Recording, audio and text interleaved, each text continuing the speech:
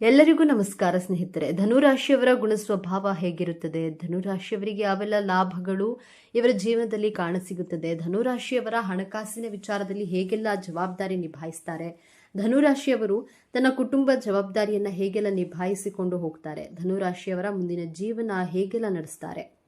ನಿನ್ನ ತಪ್ಪು ಇಲ್ಲದೆ ಯಾರು ನಿನ್ನನ್ನು ನಿಂದಿಸಿದ್ರು ಪ್ರತಿಕಾರ ತೀರಿಸಲು ನಿನ್ನ ಕೈಯಲ್ಲಿ ಆಗದಿದ್ರೆ ಕಾಲ ಅವರನ್ನ ತಪ್ಪದೆ ಶಿಕ್ಷಿಸುತ್ತದೆ. ಯಾಕಂದ್ರೆ ಅವರು ಮಾಡಿದ ಕರ್ಮಗಳಿಗೆ ಅವರೇ ಶಿಕ್ಷೆ ಅನುಭವಿಸಬೇಕು. ಧನುರಾಶಿಯವರ ಮನಸ್ಸಿನಲ್ಲಿ ಅಡಗಿರುವಂತಹ ನಿಗೂಢ ಅವ್ಯಕ್ತ ಭಯದ ಬಗ್ಗೆ ಈ ವಿಡಿಯೋದಲ್ಲಿ ತಿಳಿಸಿಕೊಡಲಿದ್ದೇನೆ. ಈ ವಿಡಿಯೋವನ್ನ ಯಾವುದೇ ಕಾರಣಕ್ಕೂ ಸ್ಕಿಪ್ ಮಾಡದೆ ಸಂಪೂರ್ಣವಾಗಿ ಮಾಹಿತಿಯನ್ನು ನೋಡಿದ್ರೆ ಮಾತ್ರ ನಿಮಗೆ ಅರ್ಥವಾಗುತ್ತೆ. ಅದಕ್ಕೂ ಮೊದಲು ನೀವೇನಾದರೂ ಧನುರಾಶಿಯವರಾಗಿದ್ರೆ ಜ್ಯೋತಿಷ್ಯ ಶಾಸ್ತ್ರ ಹಾಗೂ ದೇವರನ್ನ ನಂಬೋದಾದ್ರೆ ಈ ವಿಡಿಯೋವನ್ನ ಈಗಲೇ ಲೈಕ್ ಮಾಡಿ ಮತ್ತು ತಪ್ಪದೆ ನಮ್ಮ ಚಾನೆಲ್ ಅನ್ನ ಸಬ್ಸ್ಕ್ರೈಬ್ ಮಾಡಿಕೊಳ್ಳಿ. ಎಲ್ಲರೂ ಭಕ್ತಿಯಿಂದ ಓಂ ನಮಃ ಶಿವಾಯ ಅಂತ ಕಾಮೆಂಟ್ ಮಾಡಿ. ಮನುಷ್ಯನಾಗಿ ಹುಟ್ಟಿದ ಮೇಲೆ ಭಯ ಪಡುವುದು ಸಹಜ ಗುಣ. ಒಬ್ಬೊಬ್ಬರಿಗೆ ಒಂದು ರೀತಿಯ ಭಯವಿರುತ್ತದೆ. ಕೆಲವೊಬ್ಬರಿಗೆ ಭೂತ ಪ್ರೇತಗಳ ಭಯವಿದ್ರೆ ಕೆಲವರು ಭವಿಷ್ಯತ್ ಕಾಲದ ಬಗ್ಗೆ ಹೆಚ್ಚು ಆಲೋಚನೆ ಮಾಡಿ ಭಯಪಡ್ತಾರೆ. ಕುಂಡಲಿಯ 6, 8 ಮತ್ತು 12ನೆಯ ಭಾವದಿಂದ ಭಯವನ್ನ ಕಂಡುಹಿಡಿಯಬಹುದು. 6ನೆಯ ಭಾವದಿಂದ ರೋಗ, ಸಾಲ, ಶತ್ರುಗಳ ಬಗ್ಗೆ ಭಯಪಟ್ಟರೆ 8ನೇ ಭಾವದಿಂದ ನಿಗೂಢ ಭಯವನ್ನ, ಅವ್ಯಕ್ತ ಭಯವನ್ನ ಕಂಡುಹಿಡಿಯಬಹುದು. 12ನೇ ಭಾವದಿಂದ ಕಳೆದುಕೊಳ್ಳುವಂತಹ ಭಯವಿರುತ್ತದೆ. ಕಾಲಪುರುಷನ ಕುಂಡಲಿಯಲ್ಲಿ ಧನುರಾಶಿ 9ನೇ ಭಾವವಾಗಿದೆ. ಧನುರಾಶಿ ಅಗ್ನಿತತ್ವ ರಾಶಿಯಾಗಿದೆ. ಈ ರಾಶಿಯ ಅಧಿಪತಿ ಗುರುಗ್ರಹ, ಪಂಚಮಾಧಿಪತಿ ಮಂಗಳ ಗ್ರಹ, ನವಮಾಧಿಪತಿ ಸೂರ್ಯಗ್ರಹ. ಗುರುಗ್ರಹ ಜ್ಞಾನವನ್ನ, ಜವಾಬ್ದಾರಿಯನ್ನ, ಸಂಸ್ಕಾರವನ್ನ, ಆತ್ಮ ವಿಶ್ಲೇಷಣೆಯನ್ನ ಗೌರವಿಸುವಂತಹ ಪ್ರತಿನಿಧಿಸುತ್ತದೆ. ಮಂಗಳ ಗ್ರಹ ಶಕ್ತಿ, ನೇತೃತ್ವ, ಕ್ಷಮತೆ, ಕ್ರೋಧ, ನಿಷ್ಠೆ, ನಾಯಕತ್ವದ ಗುಣ, ಭಾವುಕತೆ, ಧೈರ್ಯದ ಪ್ರತೀಕ. ಸೂರ್ಯಗ್ರಹ ಧೈರ್ಯ, ಆತ್ಮವಿಶ್ವಾಸ, ತೇಜಸ್ಸು, ಹುಮ್ಮಸ್ಸು, ಆತ್ಮಸ್ಥೈರ್ಯ, ಸಫಲತೆಯ ಪ್ರತೀಕ. ಕುಂಡಲಿಯಲ್ಲಿ ಈ 3 ಗ್ರಹಗಳ ಸ್ಥಿತಿ ಚೆನ್ನಾಗಿದ್ರೆ ಜಾತಕರು ಪರಾಕ್ರಮ, ಧೈರ್ಯಶಾಲಿಯಾಗಿದ್ದು ಉತ್ತಮ ಹೆಸರು, ಕೀರ್ತಿಯನ್ನ ಪಡೆದು ದೇಶ ವಿದೇಶಗಳಲ್ಲಿ ಖ್ಯಾತಿಯನ್ನ ಪಡೆಯುತ್ತಾರೆ. ಸಂತೋಷಕರವಾದ, ತೃಪ್ತಿಕರವಾದ ಜೀವನವನ್ನ ನಡೆಸ್ತಾರೆ. ಈ 3 ಗ್ರಹಗಳು ಶತ್ರು ರಾಶಿ, ನೀಚ ರಾಶಿಯಲ್ಲಿ ಸ್ಥಿತವಾಗಿದ್ರೆ ಜಾತಕರು ಎಲ್ಲಾ ಕ್ಷೇತ್ರಗಳಲ್ಲಿಯೂ ನಿರಾಶೆ, ಶತ್ರುಗಳ ಕಾಟ, ಅಸಫಲತೆಯನ್ನ ಅನುಭವಿಸುತ್ತಾರೆ. ಧನುರಾಶಿಯ ಅಧಿಪತಿ ಗುರುಗ್ರಹ ಆಗಿರೋದ್ರಿಂದ ಜಾತಕರಿಗೆ ಎಲ್ಲಾ ಶುಭ ಗುಣಗಳು, ಒಳ್ಳೆಯ ಸಂಸ್ಕಾರವನ್ನ ಪಡೆದುಕೊಂಡು ಜನಿಸಿರ್ತಾರೆ.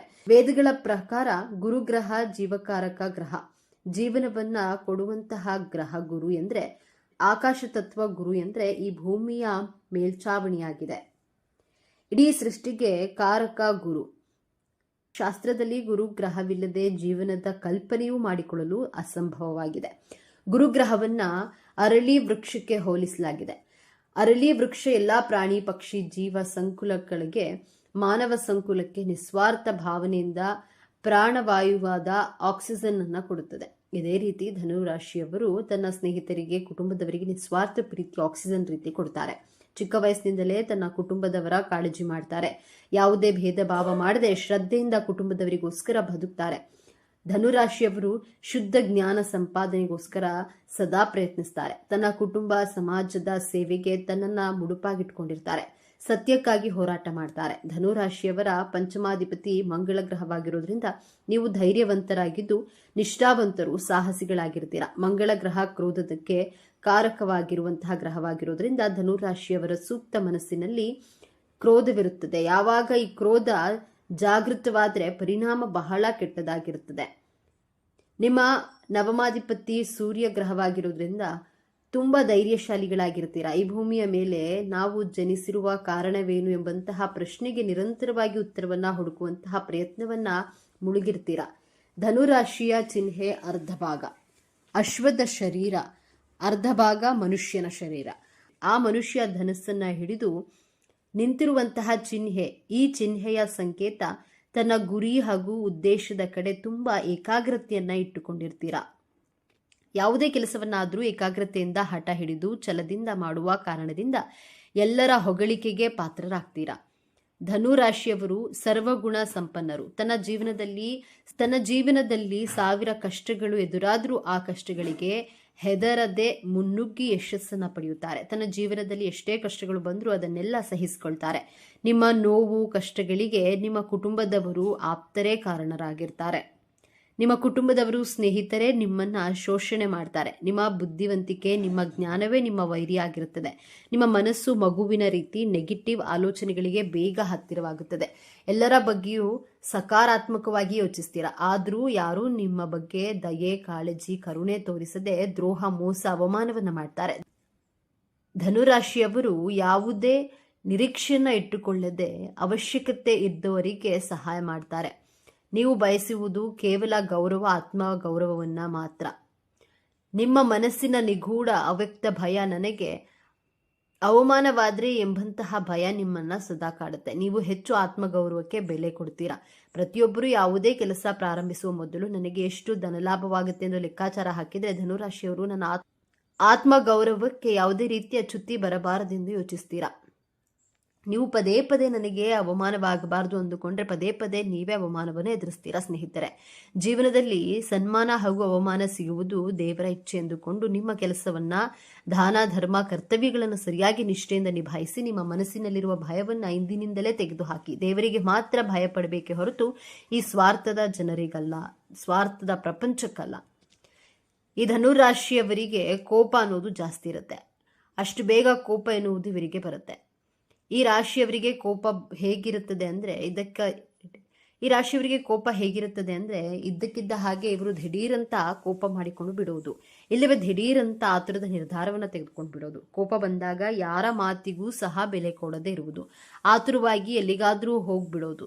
ಈ ರೀತಿಯಾದ ಕೋಪ ಅನ್ನೋದು ಇವರಿಗೆ ಸಡನ್ ಆಗಿ ಬಂದು ಬಿಡುತ್ತೆ ಎಂದೇ ಹೇಳಬಹುದು. ಧನುರಾಶಿಯವರಿಗೆ ಶತ್ರುಗಳು ಜಾಸ್ತಿ ಇರ್ತಾರೆ, ಸಮಸ್ಯೆಗಳನ್ನ ಮಾಡ್ತಾ ಇರ್ತಾರೆ. ನೀವು ಉದ್ಧಾರ ಆಗ್ತೀರಾ ಎಂದ್ರೆ ನಿಮ್ಮನ್ನ ಹಾಳು ಮಾಡೋಕೆ ಕಾಯ್ತಿರ್ತಾರೆ. ಆದರೆ ಶತ್ರುಗಳ ವಿರುದ್ಧವಾಗಿ ನಿಮಗೆ ಜಯ ಸಿಗುತ್ತೆ ಎಂದೇ ಹೇಳಬಹುದು. ಶತ್ರುಗಳನ್ನ ಯಾವ ರೀತಿಯಾಗಿ ಪಳಗಿಸಬೇಕು ಎನ್ನುವುದರಲ್ಲಿ ನೀವು ಬಹಳ ನಿಪುಣರು ಎಂದೇ ಹೇಳಬಹುದು. ಇದು ಕೂಡ ನಿಮಗೆ ಪ್ಲಸ್ ಪಾಯಿಂಟ್. ಧನುರಾಶಿಯವರಿಗೆ ಸರಳ ಜೀವನ ನಡೆಸೋದು ನಿಮಗೆ ತುಂಬಾ ಇಷ್ಟ. ನಿಮ್ಮ ಬಳಿ ಎಷ್ಟೇ ದುಡ್ಡಿದ್ರೂ ಸಹ ನೀವು ಸಿಂಪಲ್ ಲೈಫನ್ನು ಲೀಡ್ ಮಾಡ್ತೀರಾ. ಈ ರಾಶಿಯವರು ಆರಾಮವಾಗಿ ಇರಬೇಕು ಎಂದು ಯೋಚನೆ ಮಾಡ್ತೀರಾ. ಬೇರೆಯವರ ಬಗ್ಗೆ ಜಾಸ್ತಿ ತಲೆ ಕೆಡಿಸ್ಕೊಳ್ಬಾರ್ದು ಎಂದು ಕೇಳ್ಕೊಂಡಿರ್ತೀರಾ. ಈ ರೀತಿಯ ಜೀವನವನ್ನ ಈ ಧನುರಾಶಿಯವರು ಮಾಡ್ತಿರ್ತಾರೆ.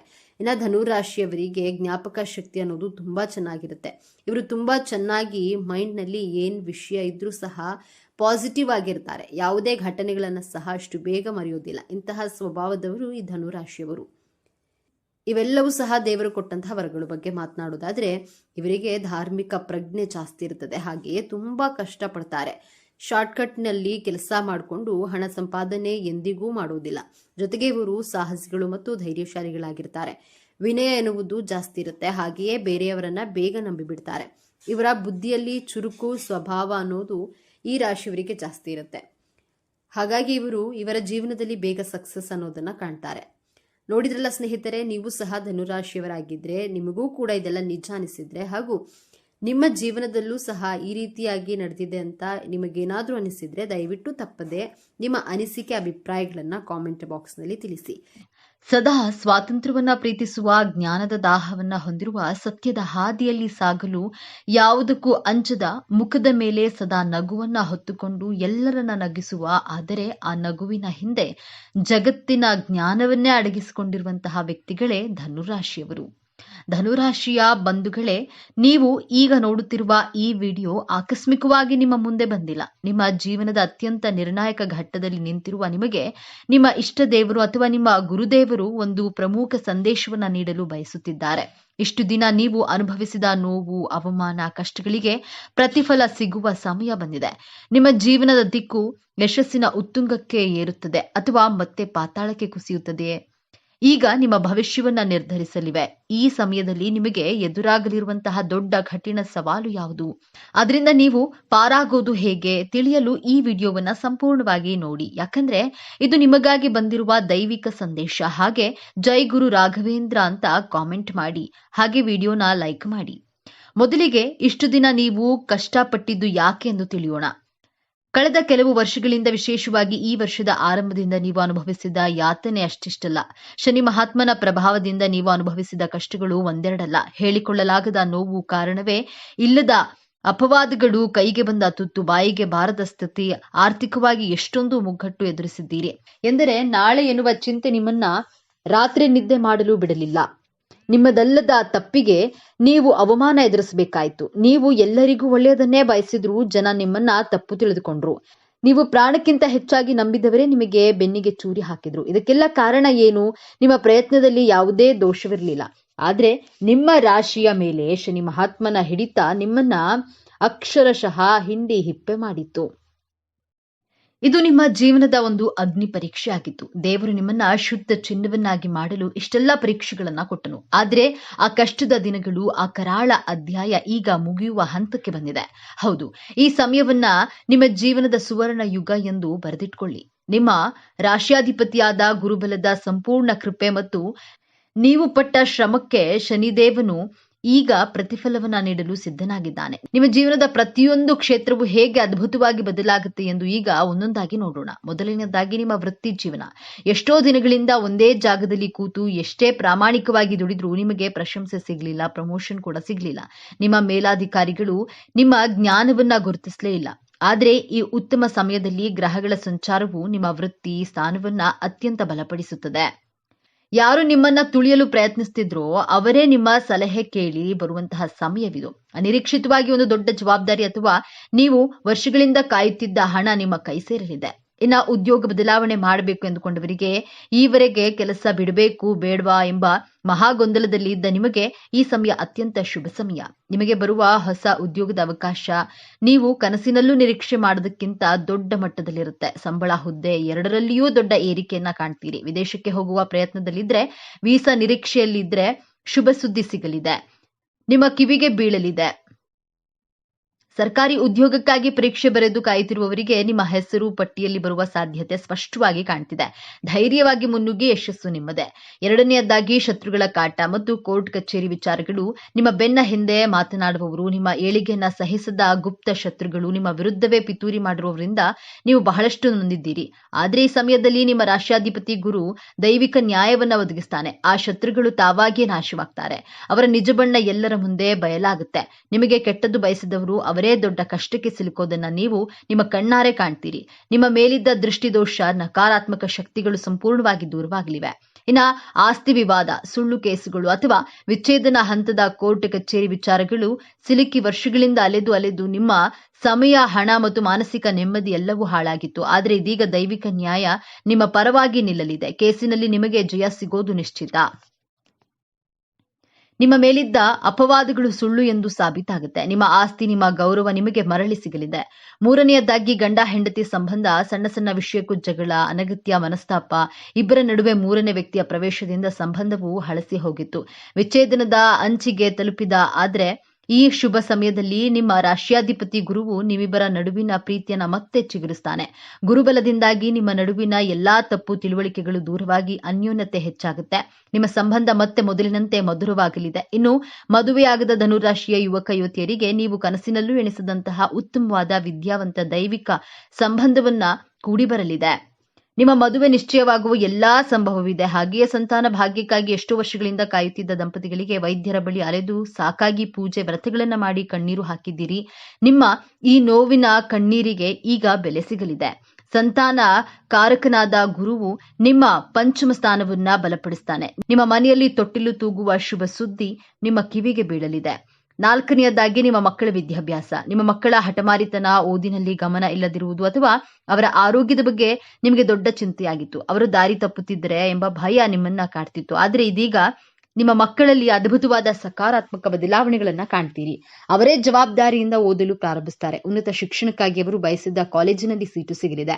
ಅವರ ಆರೋಗ್ಯದಲ್ಲಿ ಚೇತರಿಕೆ ಕಂಡು ಬರುವ, ಅವರ ನಡವಳಿಕೆಯಲ್ಲಿ ಸಕಾರಾತ್ಮಕ ಬದಲಾವಣೆ ಕಂಡು ಸಮಾಜದಲ್ಲಿ ನಿಮಗೊಂದು ಹೆಮ್ಮೆ ಮತ್ತು ಗೌರವ ತಂದು ಕೊಡ್ತಾರೆ. ನಿಮ್ಮ ಚಿಂತೆ ದೂರವಾಗಲಿದೆ. ಐದನೆಯದಾಗಿ ನಿಮ್ಮ ಆರ್ಥಿಕ ಸ್ಥಿತಿ. ಇದು ಅತ್ಯಂತ ಪ್ರಮುಖವಾದ ಬದಲಾವಣೆ. ನೀವು ನಂಬಿಕೊಟ್ಟ ಸಾಲ, ನಿಮ್ಮ ಒಳ್ಳೆಯತನವನ್ನೇ ಬಳಸಿಕೊಂಡು ಆಪ್ತರಿಗೆ ಕೊಟ್ಟ ಹಣ ವಾಪಸ್ ಬಾರದೆ ನಿಮಗೆ ಮೋಸ ಹೋಗಿದ್ರೆ, ಆ ಹಣ ಇನ್ನೇನು ಬರೋದೇ ಇಲ್ಲ ಎಂದು ನೀವು ಕೈ ಚೆಲ್ಲಿದ್ರೆ ಆದರೆ ಈಗ ಯಾರು ನಿಮ್ಮಿಂದ ಹಣ ಪಡೆದಿದ್ರು ಅವರೇ ನಿಮ್ಮನ್ನ ಹುಡುಕಿಕೊಂಡು ಬಂದು ನಿಮ್ಮ ಹಣವನ್ನ ವಾಪಸ್ ಕೊಡುವ ಚಮತ್ಕಾರ ನಡೆಯಲಿದೆ. ಅಥವಾ ಕಾನೂನಿನ ಮೂಲಕವಾದ್ರೂ ನಿಮ್ಮ ಹಣ ನಿಮ್ಮ ಕೈ ಸೇರೋದು ಖಂಡಿತ. ಇಷ್ಟೇ ಅಲ್ಲ, ಅನಿರೀಕ್ಷಿತ ಧನಾಗಮನ, ಆರ್ಥಿಕ ಸಂಕಷ್ಟದಿಂದ ತತ್ತರಿಸಿ ಹೋಗಿದ್ದ ನಿಮಗೆ ಈಗ ನೀವು ನಿರೀಕ್ಷೆ ಮಾಡದ ಮೂಲಗಳಿಂದ ಬಹುಶಃ ಹಳೆಯ ಹೂಡಿಕೆಯ ಮೂಲಕ ಅಥವಾ ಪಿತ್ರಾರ್ಜಿತ ಆಸ್ತಿಯ ಪಾಲು ದೊರೆಯುವ ಮೂಲಕ ದೊಡ್ಡ ಮೊತ್ತದ ಹಣದ ಹರಿವು ಬರಲಿದೆ. ನಿಮ್ಮ ಎಲ್ಲಾ ಸಾಲಗಳು ತೀರಿ ನೀವು ಸಾಲ ಮುಕ್ತರಾಗುವ ಸಮಯವಿದು. ಲಕ್ಷ್ಮೀ ದೇವಿಯು ನಿಮ್ಮ ಮನೆಯಲ್ಲಿ ಸ್ಥಿರವಾಗಿ ನೆಲೆಸ್ತಾಳೆ. ವ್ಯಾಪಾರ ವ್ಯವಹಾರದಲ್ಲಿ ಸತತ ನಷ್ಟ ಅನುಭವಿಸಿ ಇನ್ನೇನು ಮುಚ್ಚಿಬಿಡಬೇಕು ಎನ್ನುವ ಸ್ಥಿತಿಯಲ್ಲಿದ್ದ ನಿಮಗೆ ಈಗ ಪೂರ್ವಜನ್ಮ ನೀಡಲಿವೆ. ನಿಮ್ಮ ವ್ಯಾಪಾರಕ್ಕೆ ಹೊಸ ಪಾಲುದಾರರು ಸಿಗಬಹುದು ಅಥವಾ ನಿಮ್ಮ ಹೊಸ ಆಲೋಚನೆಯೊಂದು ದೊಡ್ಡ ಮಟ್ಟದಲ್ಲಿ ಯಶಸ್ಸು ಕಾಣಬಹುದು. ಗ್ರಾಹಕರ ಸಂಖ್ಯೆ ಹೆಚ್ಚಾಗಿ ನಿಮ್ಮ ಲಾಭವು 10 ಪಟ್ಟು ಹೆಚ್ಚಾಗಲಿದೆ. ಇಷ್ಟೆಲ್ಲ ಅದ್ಭುತ ಯಶಸ್ಸು, ಹಣ, ಗೌರವ, ಸಂಬಂಧಗಳು ಎಲ್ಲವೂ ನಿಮ್ಮದಾಗಲಿದೆ. ಆದರೆ ನಿಮ್ಮ ಮುಂದೆ ಒಂದು ಅತ್ಯಂತ ಕಷ್ಟಕರವಾದ ಸವಾಲು ಕೂಡ ಎದುರಾಗುತ್ತದೆ. ಈ ಸವಾಲನ್ನ ನೀವು ಗೆಲ್ಲಲೇಬೇಕು. ಆ ಸವಾಲು ಹೊರಗಿನಿಂದ ಬರುವುದಿಲ್ಲ, ಅದು ನಿಮ್ಮ ಶತ್ರುಗಳಿಂದ ಬರೋದಿಲ್ಲ, ಅದು ನಿಮ್ಮ ಒಳಗಿನಿಂದಲೇ ಬರುತ್ತೆ. ಆ ಸವಾಲೇ ನಿಮ್ಮ ಅತಿಯಾದ ನಂಬಿಕೆ ಮತ್ತು ಹಣದ ಅಜಾಗರೂಕತೆ. ಹೌದು, ಧನುರಾಶಿಯವರೇ, ನಿಮ್ಮ ರಾಶಿಯಾಧಿಪತಿ ಗುರು. ನಿಮಗೆ ಒಳ್ಳೆಯ ಮನಸ್ಸು, ಎಲ್ಲರನ್ನ ಬೇಗ ನಂಬಿ ಬಿಡ್ತೀರಿ. ಕಳೆದ ವರ್ಷದಲ್ಲಿ ಇದೇ ಕಾರಣಕ್ಕೆ ನೀವು ಮೋಸ ಹೋಗಿದ್ದೀರಿ. ಈಗ ನಿರೀಕ್ಷಿತ ಯಶಸ್ಸು, ಹಣ, ಅಧಿಕಾರ ನಿಮ್ಮ ಕೈಗೆ ಬಂದಾಗ ನೀವು ಮತ್ತೆ ಹಳೆಯ ತಪ್ಪುಗಳನ್ನೇ ಮಾಡುವ ಸಾಧ್ಯತೆ ಇದೆ. ಯಾರ್ಯಾರು ನಿಮಗೆ ಮೋಸ ಮಾಡಿದ್ದರೋ ಅವರೇ ಬಂದು ಮತ್ತೆ ಒಳ್ಳೆಯ ಮಾತನಾಡಿದರೆ ನೀವು ಮತ್ತೆ ಅವರನ್ನ ನಂಬಿ ಬಿಡಬಹುದು. ಕೈಗೆ ಬಂದ ಹಣವನ್ನ ಸರಿಯಾಗಿ ಉಳಿಸದೆ ಅತಿಯಾದ ಆತ್ಮವಿಶ್ವಾಸದಿಂದ ಬೇರೆ ಕಡೆ ಹೂಡಿಕೆ ಮಾಡಿ ಅಥವಾ ಬೇರೆಯವರಿಗೆ ಜವಾಬ್ದಾರಿ ಇಲ್ಲದೆ ಮಾತು ಕೊಟ್ಟು ಮತ್ತೆ ಸಂಕಷ್ಟಕ್ಕೆ ಸಿಲುಕುವ ಅಪಾಯವಿದೆ. ಈ ಒಂದು ದೊಡ್ಡ ತಪ್ಪಿನಿಂದ ನಿಮ್ಮ ಕೈಗೆ ಬಂದ ಭಾಗ್ಯವೆಲ್ಲವೂ ನಿಮ್ಮನ್ನ ಬಿಟ್ಟು ಹೋಗುವ ಅಪಾಯವಿದೆ. ಯಶಸ್ಸು ಪಡೆಯುವುದು ಎಷ್ಟು ಮುಖ್ಯವೋ ಅದನ್ನು ಉಳಿಸ್ಕೊಳ್ಳೋದು ಅದಕ್ಕಿಂತಲೂ ಮುಖ್ಯ. ಈ ಅಜಾಗರೂಕತೆ ಮತ್ತು ಬೇಗ ನಂಬುವ ಸ್ವಭಾವವೇ ನೀವು ಎದುರಿಸುವ ಅತಿ ದೊಡ್ಡ ಸಮಸ್ಯೆ. ಹಾಗಾದ್ರೆ ಈ ದೊಡ್ಡ ಸಮಸ್ಯೆಯಿಂದ ಪಾರಾಗುವುದು ಹೇಗೆ? ಈ ಯಶಸ್ಸನ್ನ ಶಾಶ್ವತವಾಗಿ ಉಳಿಸ್ಕೊಳ್ಳೋದು ಹೇಗೆ? ಪರಿಹಾರ ತುಂಬಾ ಸರಳ, ಆದ್ರೆ ಇದನ್ನ ನೀವು ಅತ್ಯಂತ ಶ್ರದ್ಧೆಯಿಂದ ಪಾಲಿಸಬೇಕು. ಮೊದಲನೆಯದಾಗಿ ಯೋಚಿಸಿ ನಿರ್ಧರಿಸಿ. ಯಾರಾದ್ರೂ ಬಂದು ಹಣ ಕೇಳಿದ್ರೆ ಅಥವಾ ದೊಡ್ಡ ಆಫರ್ ಕೊಟ್ರೆ ಅಥವಾ ನೀವು ಯಾರಿಗಾದ್ರೂ ಮಾತು ಕೊಡುವ ಮೊದಲು ಒಂದು ದಿನ ಸಮಯ ಕೊಡಿ ಎಂದು ಹೇಳಿ ಆತುರದ ನಿರ್ಧಾರಗಳನ್ನ ಸಂಪೂರ್ಣವಾಗಿ ನಿಲ್ಲಿಸಿ. ಎರಡನೆಯದಾಗಿ, ನಿಮ್ಮ ರಾಶಿಯಾಧಿಪತಿಯಾದ ಗುರುವಿನ ಕೃಪೆಗಾಗಿ ಪ್ರತಿ ಗುರುವಾರ ಹತ್ತಿರದ ದೇವಸ್ಥಾನಕ್ಕೆ, ವಿಶೇಷವಾಗಿ ದತ್ತಾತ್ರೇಯ, ಸಾಯಿಬಾಬಾ ಅಥವಾ ರಾಘವೇಂದ್ರ ಸ್ವಾಮಿಗಳ ದೇವಸ್ಥಾನಕ್ಕೆ ಹೋಗಿ ಅಥವಾ ಹಸಿದವರಿಗೆ ಕಡಲೆಬೇಳೆ ಅಥವಾ ಬಾಳೆಹಣ್ಣನ್ನ ದಾನ ಮಾಡಿ. ಇದು ನಿಮ್ಮ ಬುದ್ಧಿಯನ್ನ ಚುರುಕಾಗಿಸಿ ಸರಿಯಾಗಿ ನಿರ್ಧಾರವನ್ನ ತೆಗೆದುಕೊಳ್ಳುವ ಶಕ್ತಿ ನೀಡುತ್ತೆ. ಮೂರನೆಯದಾಗಿ, ಕೃತಜ್ಞತೆ. ನಿಮಗೆ ಯಶಸ್ಸು ಸಿಕ್ಕಾಗ, ಹಣ ಬಂದಾಗ ಅದನ್ನ ತಲೆಗೆ ಏರಿಸಿಕೊಳ್ಬೇಡಿ. ತಕ್ಷಣ ನಿಮ್ಮ ಇಷ್ಟ ದೇವರನ್ನ ಅಥವಾ ಗುರುವನ್ನ ಮನಸ್ಸಿನಲ್ಲಿ ಸ್ಮರಿಸಿ, ಇದೆಲ್ಲ ನಿಮ್ಮ ಕೃಪೆ, ನನ್ನದಲ್ಲ ಎಂದು ಕೃತಜ್ಞತೆ ಸಲ್ಲಿಸಿ. ಯಶಸ್ಸು ಬಂದಾಗ ತಲೆಬಾಗಿರಿ. ಈ ಒಂದು ವಿನಯವಂತಿಕೆ ನಿಮ್ಮ ಎಲ್ಲಾ ಭಾಗ್ಯವನ್ನ ನಿಮ್ಮ ಬಳಿಯೇ ಉಳಿಸುತ್ತದೆ. ಧನುರಾಶಿಯವರು, ನಿಮ್ಮ ಜೀವನವನ್ನ ಸಂಪೂರ್ಣವಾಗಿ ಬದಲಾಯಿಸುವ ಶಕ್ತಿ ಈಗ ನಿಮ್ಮ ವಿಜಯದ ಆರಂಭವಾಗಲಿದೆ. ನೀವು ಅನುಭವಿಸಿದ ಪ್ರತಿಯೊಂದು ನೋವಿಗೂ ಈಗ ಪ್ರತಿಫಲ ಸಿಗಲಿದೆ. ನಿಮ್ಮ ಕಣ್ಣೀರು ಈಗ ಆನಂದ ಭಾಷ್ಪವಾಗಿ ಬದಲಾಗುವ ಸಮಯ ಬಂದಿದೆ. ನೆನಪಿಡಿ, ಈ ವಿಡಿಯೋ ನಿಮಗೆ ತಲುಪಿದ್ದು ಆಕಸ್ಮಿಕವಲ್ಲ. ಇದು ನಿಮ್ಮ ಇಷ್ಟ ದೇವರು ನಿಮಗೆ ನೀಡುತ್ತಿರುವ ಸ್ಪಷ್ಟ ಸಂದೇಶ. ಈ ಅದ್ಭುತ ಸಮಯವನ್ನ ಸದುಪಯೋಗಪಡಿಸಿಕೊಳ್ಳಿ. ನಿಮ್ಮ ಜೀವನದ ಹೊಸ ಅಧ್ಯಾಯಕ್ಕೆ ತಯಾರಾಗಿ. ನಿಮ್ಮ ನಂಬಿಕೆಯ ಸಂಕೇತವಾಗಿ ನಿಮ್ಮ ಜೀವನ ಬದಲಾಗಬೇಕು ಎನ್ನುವ ಸಂಕಲ್ಪದೊಂದಿಗೆ ತಪ್ಪದೆ ನಿಮ್ಮ ಕುಲದೇವರ ಅಥವಾ ನಿಮ್ಮ ಇಷ್ಟದೇವರ ಹೆಸರನ್ನ ಕಾಮೆಂಟ್ ಮಾಡಿ. ಆ ಭಗವಂತನು ನಿಮ್ಮನ್ನ ಸದಾ ಕಾಪಾಡಲಿ. ಸರ್ವೇ ಜನ ಸುಖಿನೋ ಭವತು. ಇದೇ ತರಹದ ಜ್ಯೋತಿಷ್ಯಕ್ಕೆ ಸಂಬಂಧಪಟ್ಟಂತಹ ವಿಡಿಯೋ ನೋಡಲು ನಮ್ಮ ಚಾನೆಲ್ಗೆ ಸಬ್ಸ್ಕ್ರೈಬ್ ಆಗಿ, ವಿಡಿಯೋ ಲೈಕ್ ಮಾಡಿ, ಶೇರ್ ಮಾಡಿ.